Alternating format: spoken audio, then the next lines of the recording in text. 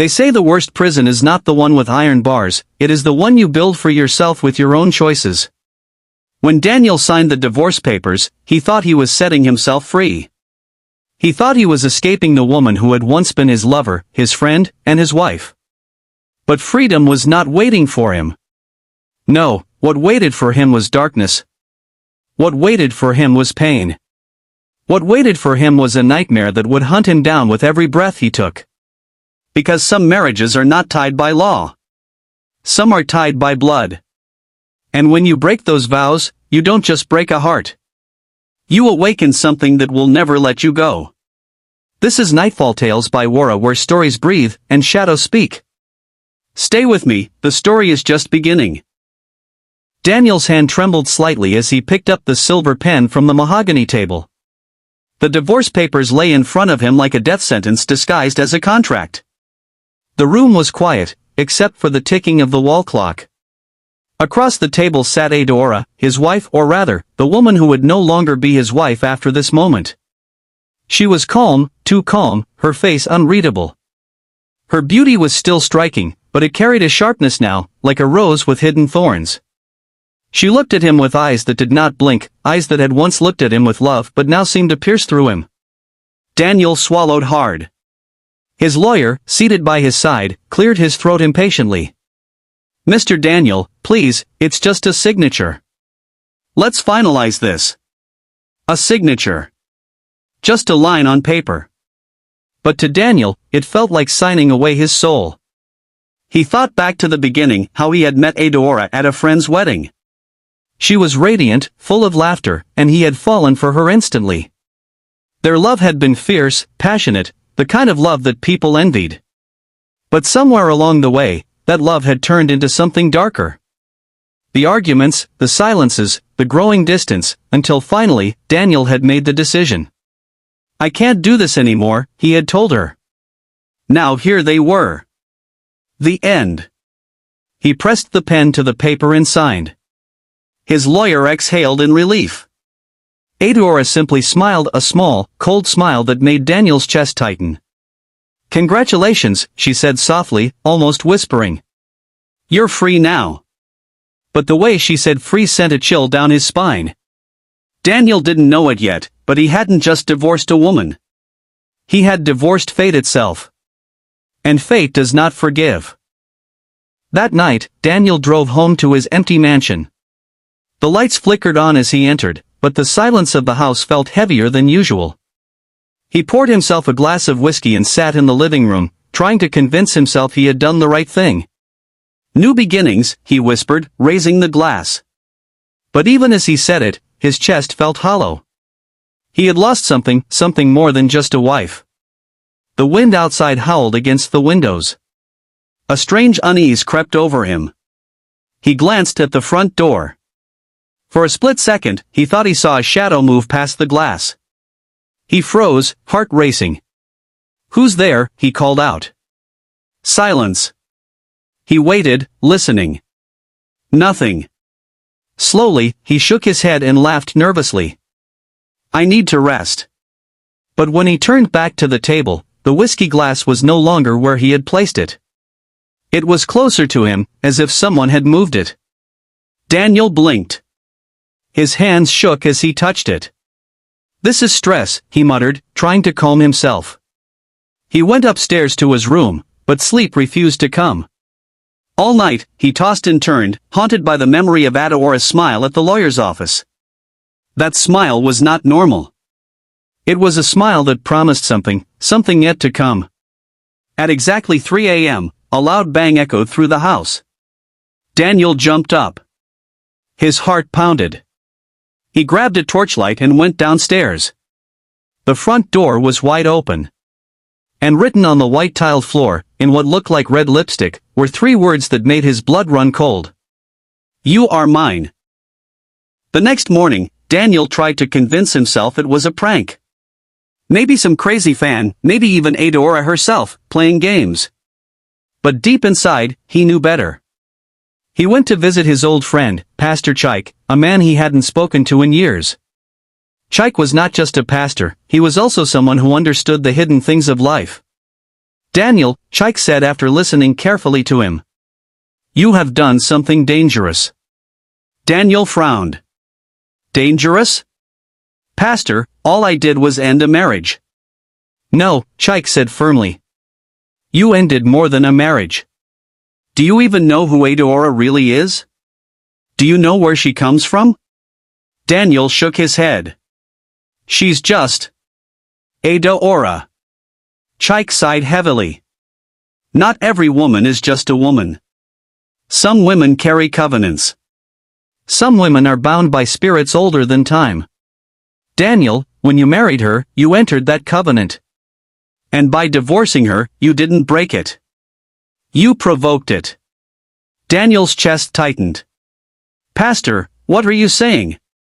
I'm saying, Chike whispered, leaning close, that the nightmare has only begun. And unless you seek help, you will lose everything, your peace, your wealth, maybe even your life. Daniel felt the room spin. His hands trembled. He thought of the words on the floor, the shadow at the door, Adaora's cold smile. Pastor, his voice broke. What do I do? Chike looked at him with pity in his eyes. Pray. And prepare. Because what's coming for you will not stop until it is finished. At that moment, Daniel's phone buzzed. He looked down. It was a message from an unknown number. It read, Did you sleep well, my love? Daniel stared at the text message on his phone until his hands began to sweat. His heart raced, his throat felt dry. Who could have sent it? He had deleted Adaora's number the moment he signed the papers. Shaking, he typed back quickly. Who is this? 3 dots blinked on the screen. His chest tightened as the reply came in. Don't pretend you don't know me. Look in the mirror.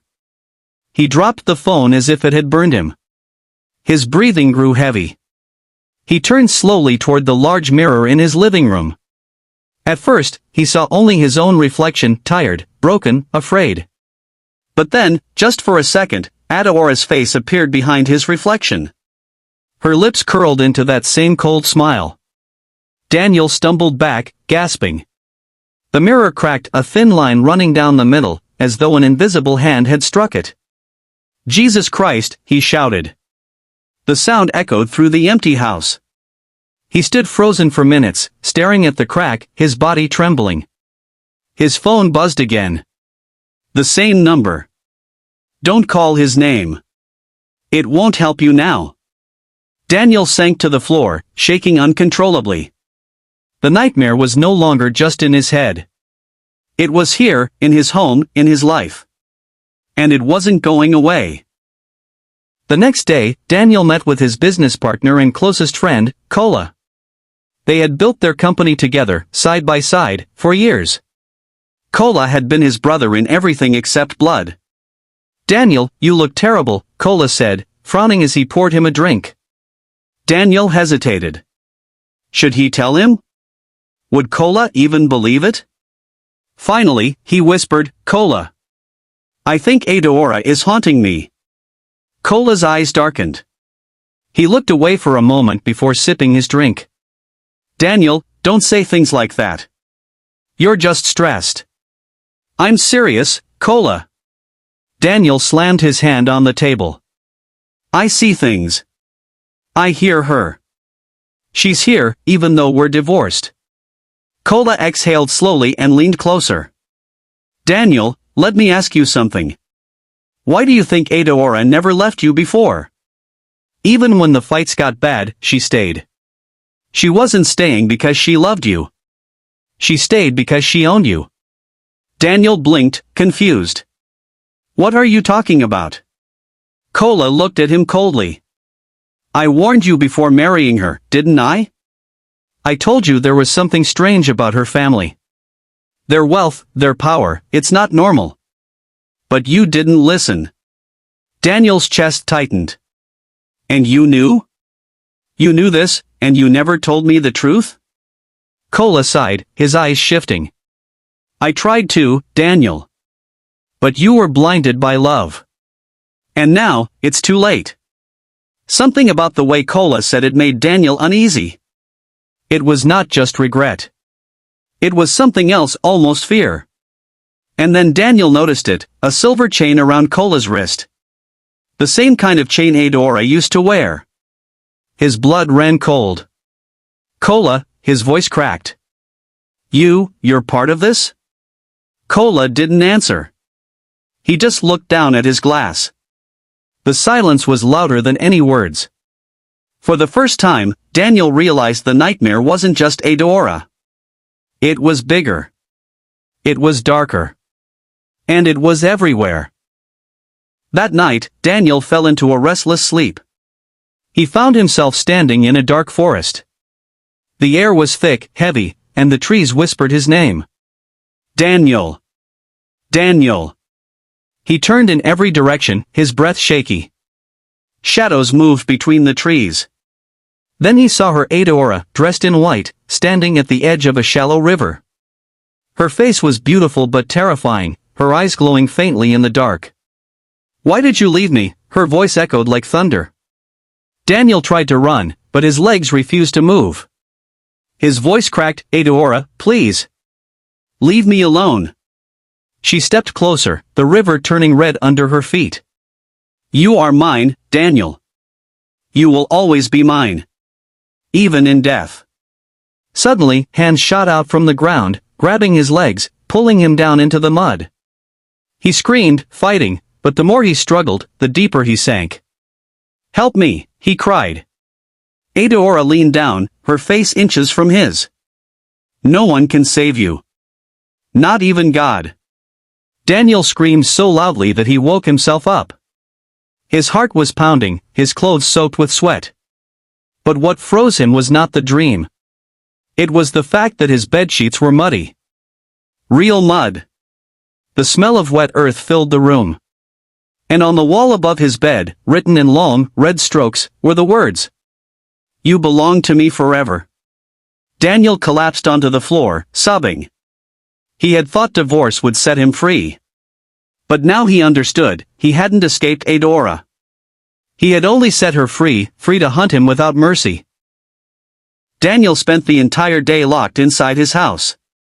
He refused to open the curtains. He unplugged the phones. He shut himself away, but the silence was worse than the noise. Every corner of the house whispered her name.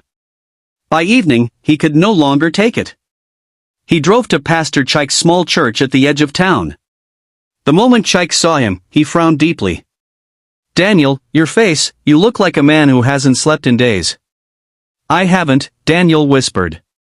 Pastor, she's haunting me. I don't know what else to do. Chike led him inside and lit a candle. Sit down. Tell me everything you've seen.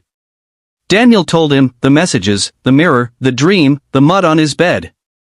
By the end, Chike was gripping his Bible so tightly his knuckles turned white. This is not ordinary, Chike said in a low voice. Adaora is not just a woman. She is connected to something ancient, something dangerous. Daniel's eyes widened. But Pastor, I didn't know. I swear I didn't know. Of course you didn't, Chike replied, standing. But ignorance does not excuse covenant. When you married her, you tied your soul. Divorce papers cannot cut what blood has sealed. Daniel's stomach turned. So what do I do? Tell me, Pastor, what do I do before I lose my mind? Chike looked at him with pity. Prepare yourself, Daniel. Because she will not stop. She will come again, and next time, she won't come in dreams. She will come in flesh. Daniel's hands shook. The candlelight flickered. Outside, thunder rumbled in the distance. It was as if the storm itself had heard the prophecy. That night, Daniel returned home shaken. He tried to pray, tried to sing hymns the way Pastor Chike had told him, but his lips were dry, his heart heavy. He kept glancing at the windows, afraid of what might be watching him. At midnight, the wind began to howl. The curtains fluttered. Daniel stood in the middle of the room, clutching the Bible Chike had given him. Then he saw it. At the window. A woman's face. pale, glowing faintly under the moonlight. Her eyes were red like burning coal, her lips curled into a smile he could never forget. Adaora. Daniel froze. His entire body turned cold. He wanted to scream, but no sound came out. Daniel, she whispered through the glass. Her voice carried, even though the window was closed. You can lock your doors. You can run to your pastor. But you cannot run from me. Daniel's knees buckled. He dropped to the floor, shaking. Suddenly, the window burst open though it was locked. A strong wind blew into the room, scattering papers, slamming doors. Daniel crawled backward, screaming. Adaora climbed in. She wasn't like before. Her body flickered between flesh and shadow, half woman, half smoke. Her steps made no sound. Please. Daniel cried, tears streaming down his face. Adaora, let me go. She bent down, her hair brushing against his face. You let me go first. Now I will never let you go again. Her fingers touched his chest, and a burning sensation shot through him. He screamed in agony. The mark of her hand glowed faintly on his skin before fading away. You are mine, Daniel. Mine in body, mine in soul. Not even death can save you. Then she vanished. The room fell silent again. Daniel collapsed, clutching his chest, sobbing uncontrollably. The nightmare was no longer whispers or shadows. It had become flesh. The next morning, Daniel returned to Pastor Chike's church. His shirt was soaked with sweat, his eyes swollen from crying. Chike listened quietly, his face grave. Finally, he said, Daniel, you must hear the truth about Adaora's family. Daniel's heart raced. What truth?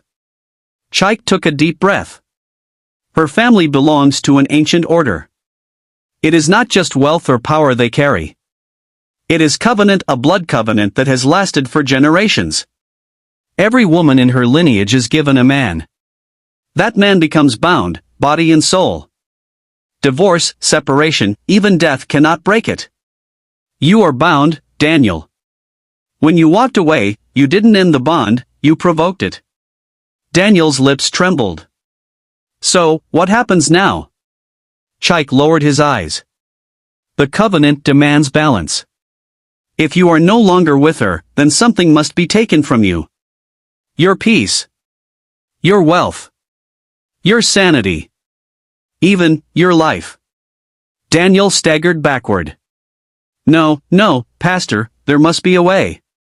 There must be something I can do to break free. Chike hesitated. There is only one way. But it is dangerous. You must face Adaora, not as a man faces a woman, but as a soul faces the spirit that owns it. If you fail, Daniel, you may never return. Daniel's face went pale. Face her? Pastor, I can't even look at her without shaking. She'll kill me. Chike placed a firm hand on his shoulder. Then prepare yourself. Because if you don't face her, she will keep coming. And each time, she will take more. Daniel's body trembled. His mind spun. He thought of his mansion, his business, his life. He thought of Cola's strange silence, the betrayal hiding in plain sight. He thought of Adaora's red eyes, her hand burning into his chest, her whisper promising he would never escape. And for the first time, Daniel realized the terrible truth. The nightmare wasn't just beginning. It was only in its early stages. Daniel woke up the next morning to a flurry of missed calls. His phone buzzed non-stop, from his manager, his secretary, even the bank. Confused, he rushed to his laptop and opened his business accounts. His eyes widened. Millions, gone. Funds had been moved overnight, investments withdrawn, contracts cancelled. His empire, built over years, was collapsing like sand under a wave. He called Cola frantically. Cola! What is happening? But Cola's voice was calm, almost mocking. Daniel! I told you. You shouldn't have angered her. Daniel froze. What do you mean? Cola chuckled darkly. You thought Adaora was just a woman? No, my brother. She is power. She is destiny. And you tried to walk away from destiny. Now destiny is walking away from you. Daniel's hands shook. Kola, you're supposed to be my friend. Friendship ends where covenants begin, Kola replied coldly. You're finished, Daniel. Accept it.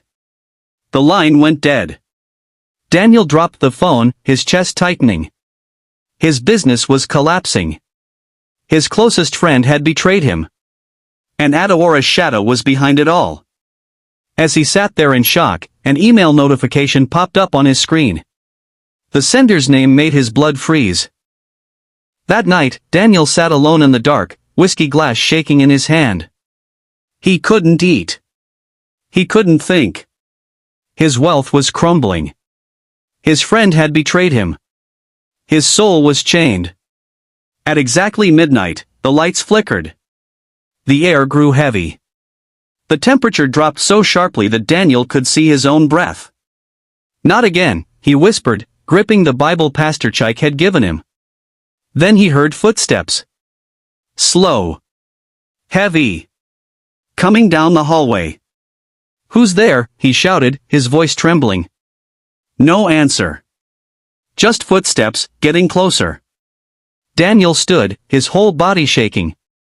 He pointed the flashlight toward the hallway and froze. It wasn't Adaora. It was his mother. But his mother had been dead for 5 years. Daniel, her voice cracked, filled with sorrow. Why did you leave her? Why did you break the covenant? Daniel fell to his knees,